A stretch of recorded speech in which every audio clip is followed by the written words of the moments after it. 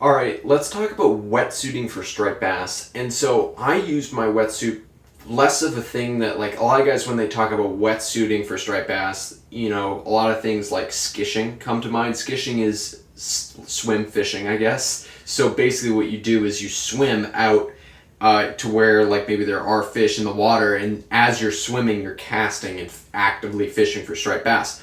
I don't fish like that personally, and it's become increasingly scary to fish like that because skishermen and sharks are in the same areas now, and I'm sure once again I'll probably get bitten shortly because it seems like a lot of guys are getting their striped bass taken by sharks, and I feel like the skisherman is going to be something that maybe doesn't happen as much anymore.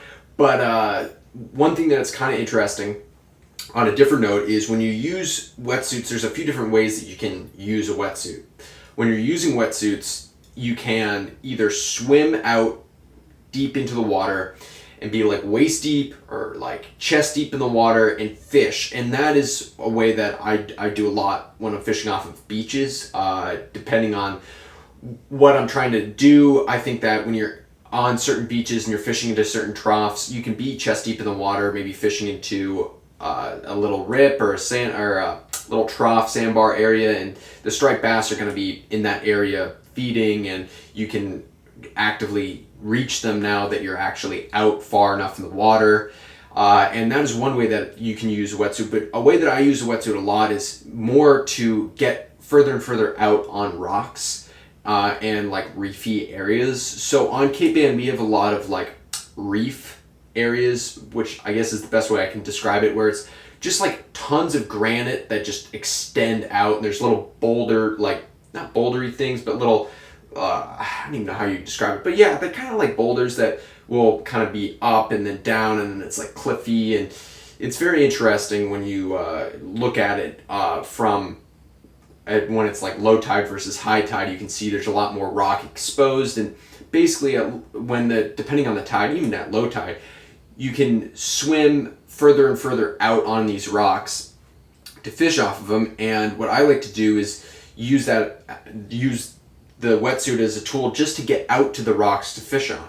And the same way that you would be fishing into a sandbar rip that's further out that you can't cast to, you would swim out to a rock, and maybe if you're throwing something like a metal up swimmer where it doesn't cast the furthest, you can actually get to those reefs and those little dips and bowls and cuts and stuff that are further out in the rocks and that you can't reach from shore where you're casting to, where you can walk to dry, and you have to swim out to these different spots. But I will always talk about, you want to be really safe when you're using a wetsuit, and I did talk about sharks at the beginning of this. That is one thing that you don't really want to mess with when it comes to swimming around. I tend to try to swim around in areas where it is shallower, where there's probably less likely for you to have a shark swimming around in that area. Although you never know, sharks can come pretty shallow in the water, and the striped bass are probably pretty shallow in the water there too. So you always gotta be super careful and know, like, okay, am I in a spot where there are lots of sharks, or am I in a spot where there's not a ton, and you have a good likelihood of not getting bitten by a shark. And so that's something that I would 100% keep in mind. But when you're swimming out to these rocks, I always like to know the area extremely well. There's only a few places that I personally feel comfortable doing it by myself, but I'd also highly suggest having at least one person with you while you're doing this, and you want to make sure that you guys are close enough that you can talk to each other and communicate on what you're doing, and you got to make sure you know how big the waves are, and if it's even worth going out that far to go try to fish in a spot when there is some surf. I personally don't feel confident enough when there is surf of almost any kind, because the thing that freaks me the most out is not necessarily getting hit by the wave, but it's, okay, the wave hits me and then I get sucked out into a rip, and now I'm 20 30 yards offshore and getting sucked further and further offshore because I'm in a rip current. And that's something I don't want to be even remotely in risk of having happen. So I always do it when it's basically calm, but I'm able to go far enough out where I'm reaching water where there are cooler currents, and those striped bass are not as close to shore feeding because they don't want to be as in close because it's super warm, and then maybe that's not where they're going to be at. I like to try to go as far out as I can.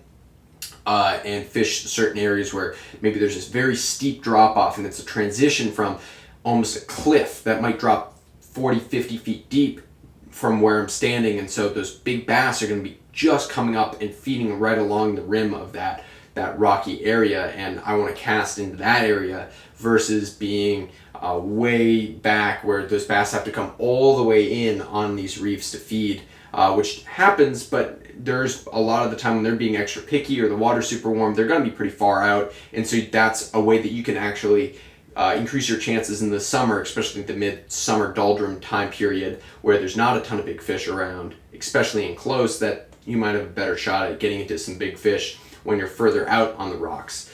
The other thing, I guess, I generally use my wetsuit as something that is just going to keep me a little bit warmer in the water, and also that I'm not going to get really cut up when I'm climbing up onto the rocks. I don't do a lot of wetsuiting early in the springs, like early spring into like early summer. I don't do a ton of it, although I do a little bit off the beaches where the water tends to be a little bit warmer in the spring and summer time frame, so I'll be a little bit warmer in the water. Where when I'm doing a lot of the stuff off the rocks, I'm generally doing it mid to late July when the water is between high 50s and low mid 60s, and that's generally when I'll be wetsuiting the most. So I have a pretty light wetsuit. I think my wetsuit's actually really light. I have a 2 mil wetsuit, and I know guys that even use 5 mil wetsuits. A lot of that is also for buoyancy, but those guys are the guys that are going to be really trying to go far out on the rocks, maybe be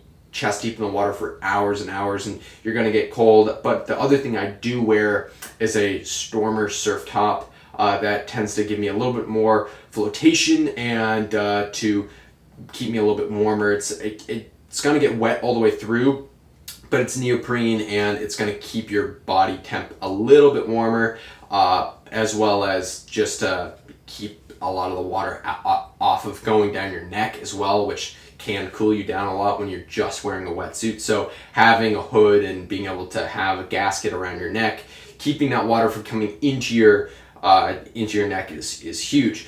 But the other thing I throw a lot when I'm wetsuiting is live eels, and again, it's because I'm able to get further out into the water and put these eels in places where maybe I can only throw pencils from shore, so I can actually, for a bass to come up and hit a pencil, they gotta be pretty aggressive. So not all the time are you going to find really aggressive fish, but if you find a spot where you tend to do really well on top water and you tend to do really well with a pencil popper, being able to throw a live eel in a scenario like that, that's just a recipe for amazing things to happen. And I've had a lot of the time, I've had some spots that I can go way out with a wetsuit, and to be fair, I don't do it enough because during the summer it's such an effective way to catch big fish, but to live eel far out on these reefs, there's a few on Cape Ann that you can go way out on, and it's actually kind of scary how far you can get, depending on how comfortable you are and how well you know the area. I can't stress that enough. You just have to know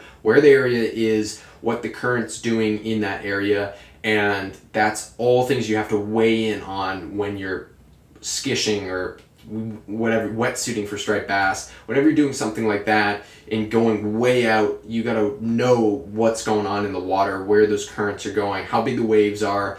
Don't be afraid to be like, it's not the night to do this, because it's just not worth getting towed out to sea because you have a huge wave come and hit you and gets you into a situation where you're going to get sucked out by a rip current. So it's one of those things that you definitely don't want to mess around with. You have to be really, really calculated, especially if you're by yourself. You want to be very calculated. And always make sure you have waterproof lights. I always carry 3 to 4 backup lights on me at all times that I can use, especially when I'm way out there.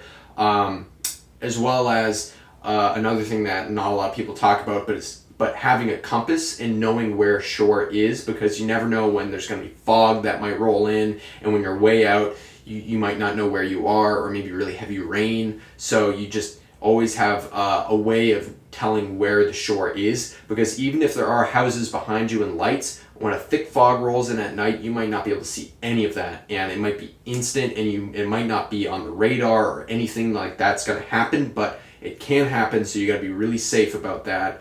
But it is one of those things that when you use a wetsuit, it unlocks a whole new world where you're able to get out to where those fish are. You're able to be in the same. It's so cool because you're in the same areas that those fish are in, and it feels like you're in their turf. And it's really wild when you hook a really big fish and you're way out in the water, and they're running. Maybe you have a sealed reel and your reel's under the water and it's running and everything like that. I mean, it's really awesome when you can hook a big fish way out in the water. Well, I hope you guys enjoyed this video. If you did, please like and subscribe. I'll see you next time.